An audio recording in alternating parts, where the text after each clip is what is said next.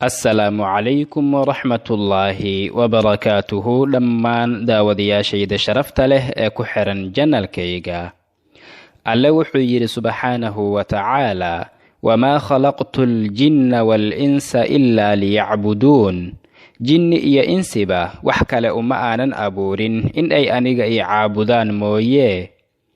tan iyo waagii la abuuray jinka iyo bani aadamka waxaa u dhaxaysay hurguf iyo cadowtinimo aad u weyn, waxayna hurguftaasi socon doontaa ilaa laga gaaro qiyaamaha oo uu alle subxaanahu wa tacaala u kala xukmiyo oo naf walba la siiyo wixii ay kasbatay, oo ibliiska oo ka mid ahaa bahda jinnigana lagula xisaabtamo caasintii uu alle subxaanahu wa tacaala ku caasiyey.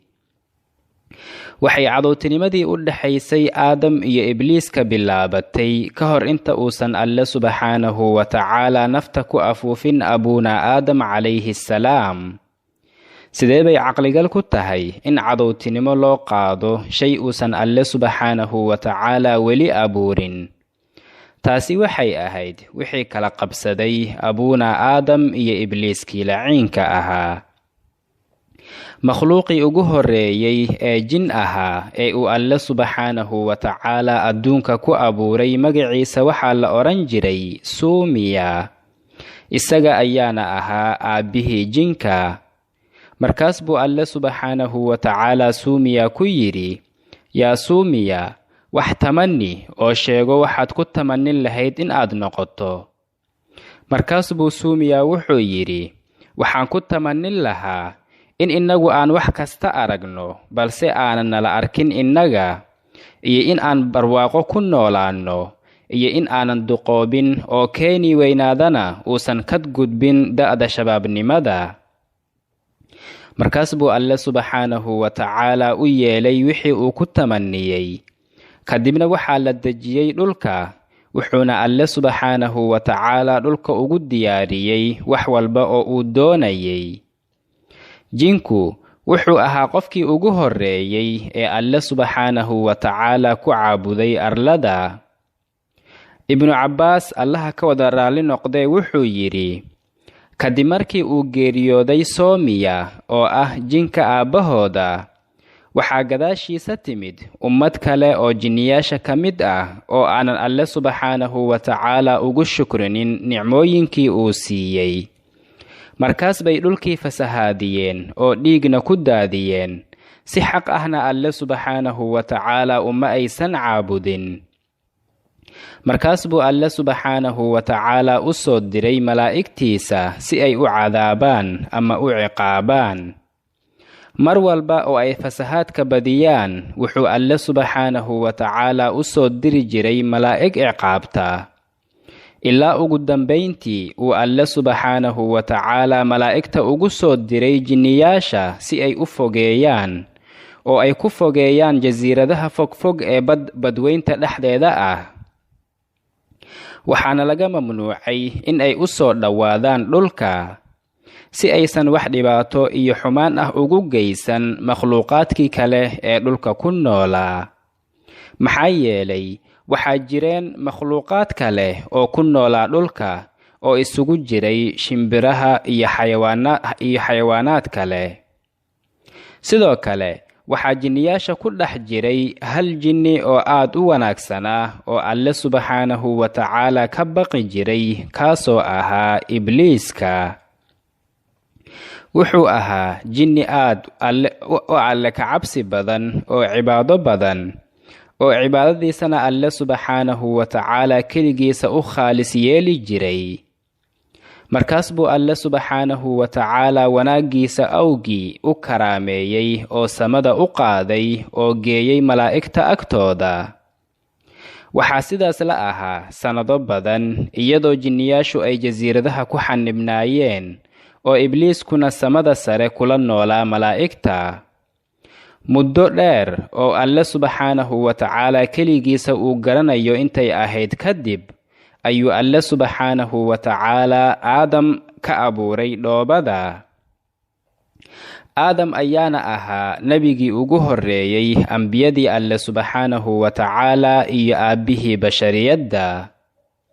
markii uu alle subxaanahu wa tacaala abuuray aadam balse weli uusan ku afuufin nafta, ayuu ibliisku u yimid si uu u soo eego. markaas buu ku agwareegsaday jasadkiisa, kadibna sanka intuu ka galay ayuu ku dhex socday sanqaroorkiisa ilaa iyo calooshiisa, kadibna waa uu ka soo baxay. markaas buu ka maseeray oo ka baqay in uu ka qaato darajadiisa iyo maqaamkiisa. markaas buu wuxuu yidhi, gudaha waa uu ka qalalan yahay. kadibna wuxuu malaa'igta ku yidhi, u fiirsada, kan aniga ayaa halaagi doono haddii la igu sallido ama aan ka awood bato. markaas kadib ayuu alle subxaanahu wa tacaala aadam ku afuufay ruuxdiisa. kadibna wuxuu alle subxaanahu wa tacaala dhammaan malaa'igta iyo ibliiskaba ku amray in ay u wada sujuudaan aadam calayhi salaam. markaas bay dhammaantooda wada sujuudeen markii laga reebo ibliiska. ibliiska waxaa qaaday xaasidnimo aad u weyn. waa uu diiday in uu u sujuudo, wuuna iskala weynaysiiyey, wuxuuna isku arkayay in uu isagu ka fadli badan yahay. maxaa yeelay aadam waxaa laga abuuray dhoobada, ibliiskana waxaa laga abuuray dabka. sujuudda malaa'igta waxay ka dhignayd qadarin iyo karaamayn la karaamaynayay aadam calayhi salaam. allena subxaanahu wa tacaala wuxuu yidhi, وإذ قلنا للملائكة اسجدوا لآدم فسجدوا إلا إبليس أبى واستكبر وكان من الكافرين. نبي محمد حس أو أشيك مركي آن ملائكة كنري آدم السجود kadibna waa ay wada sujuudeen markii laga reebo ibliiska oo diiday oo iskala weynaysiiyey oo ka mid noqday kuwii gaaloobay. kadibna wuxuu alle subxaanahu wa tacaala ibliiska ku yidhi, yaa ibliis, maa manacaka an tasjuda limaa khalaqtu biyaday astakbarta am kunta min alcaaliin. yaa ibliis, maxaa kuu diiday in aad u sujuuddo waxaan gacantayda ku abuuray? ma waxaad iskala weynaysiinaysaa aadam mise rabbigaaga?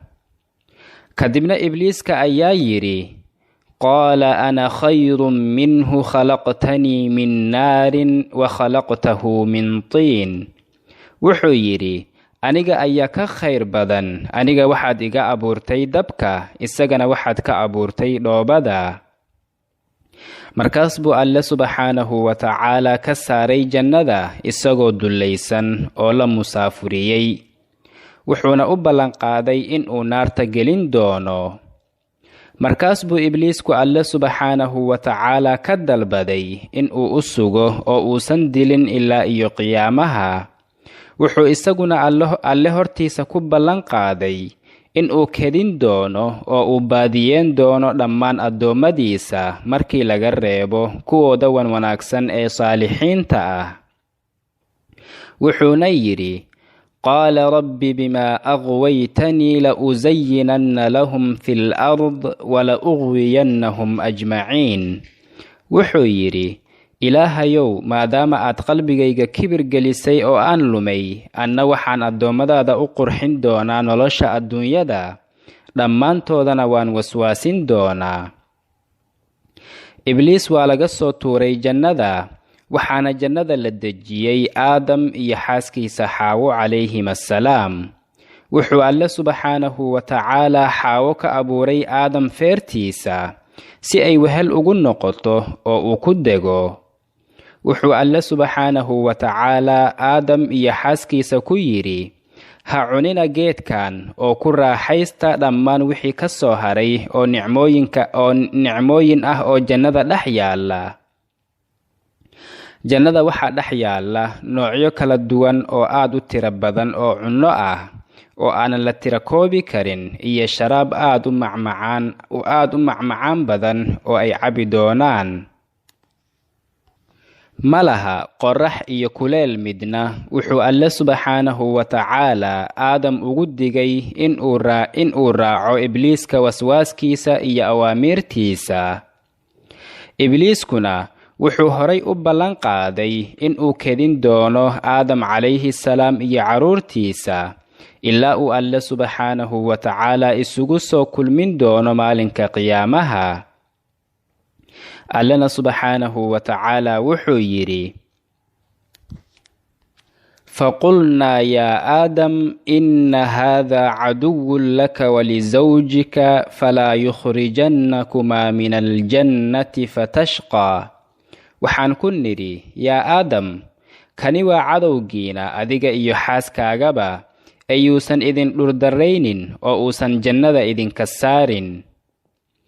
kadibna ibliiska ayaa isku dayay inuu soo galo jannada si uu u soo waswaasiyo aadam iyo xaawo calayhim assalaam, balse malaa'igta ayaa u diiday inuu galo jannada. markaas buu wuxuu u tagay abeeso ama mas, wuxuuna ka codsaday inuu dhex galo caloosheeda oo kadibna ay gudaha ula gasho jannada. markaas bay iyana ka oggolaatay oo u yeeshay dalabkiisa. markaas buu ibliisku aadam calayhi salaam ku waswaasiyey inuu cuno geedkan midhihiisa, wuxuuna ku yidhi, sooma ogid haddii aad geedkan wax ka cunto inuu alle subxaanahu wa tacaala kaa dhigayo mid halkan ku waaraya oo leh boqortooyo aanan dhammaanaynin. markaas buu aadam u nuglaaday shaydaanka waswaaskiisa oo amarkiisana qaatay. markaas buu cunay geedkii uu alle subxaanahu wa tacaala ka xarrimay. allena subxaanahu wa tacaala wuxuu yidhi: fawaswasa ilayhi ashaytaan qaala yaa aadamu hal adulluka calaa shajarati alkhuldi wa mulkin laa yablaa فأكلا منها فبدت لهما سوآتهما وطفقا يخصفان عليهما من ورق الجنة وعصى آدم ربه فغوى. markaas buu alle subxaanahu wa tacaala xaawo iyo aadam ku soo dejiyey dhulka, wuuna ka towbad aqbalay, wuxuuna ku amray in ay in muddo ah dhulka ku noolaadaan oo isaga keligiisa caabudaan oo aysan ugu shariik yeelin cid kale. waxaan filayaa inaad ka wada faa'iidaysateen muuqaalkan. haddii aad ka faa'iidaysatay, fadlan ha iloobin inaad like saarto oo aad u sii sheergarayso asxaabtaada.